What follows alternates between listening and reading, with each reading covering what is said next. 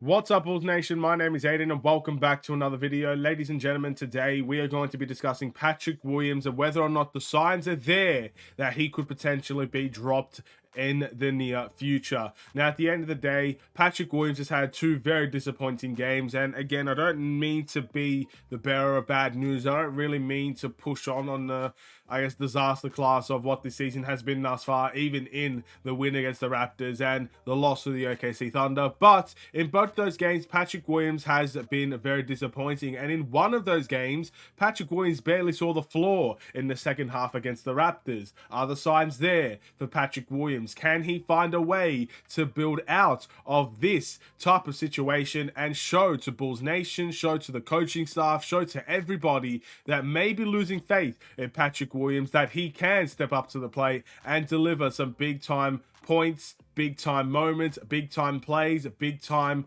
performances for the Chicago Bulls. Before we get any further, if you like the video and you want to see more from me, drop a like, drop a follow, and or subscribe if you are new, and let me know in the comments below your thoughts about Patrick Williams.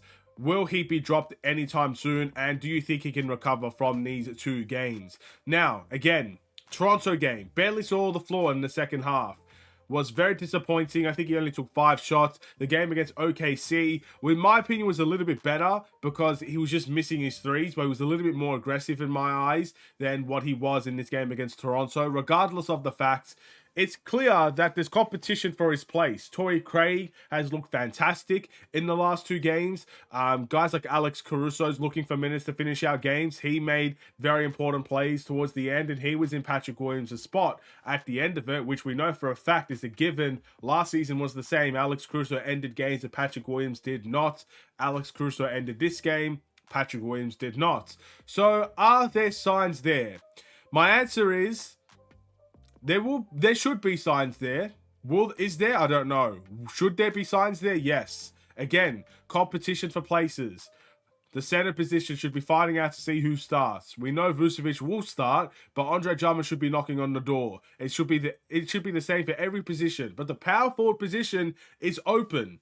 It's open for the taking, in my opinion. Patrick Williams may start the season as the starting power forward, but that's not to say 20 games down the line, he will be the starting power forward. He could be benched by the end of it. So the warning sign should be there for Patrick Williams, and he should be ready to respond. How he will respond is up to him. I don't see him being dropped against the Pistons. I don't see him being dropped against the Pacers or anything in the meantime in these next couple of games. But 10, 15 games down the line, if things don't change, if Patrick Williams is not seeing the floor in the second half or is being dropped as soon as he comes into the game, then yes, changes need to be made. Starting lineup changes need to be made. And the people that are playing better should play more minutes. It's as simple as that in my eyes. I don't really think there's any debate or conversation about that. Now, Torrey Craig has played phenomenal thus far. Really good defensively, really good on the hustle side of things. He's making more points than Patrick Williams as well. In these last 2 games, Torrey Craig has looked like the better player, has looked like the more, suitable starter as well. Maybe that's a good thing. Patrick Williams off the bench did really well for the Bulls last season. He did much better off the bench than some people would say he did as a starter. So maybe that's a conversation to be had. And maybe Billy Donovan shouldn't wait 15 games to do that.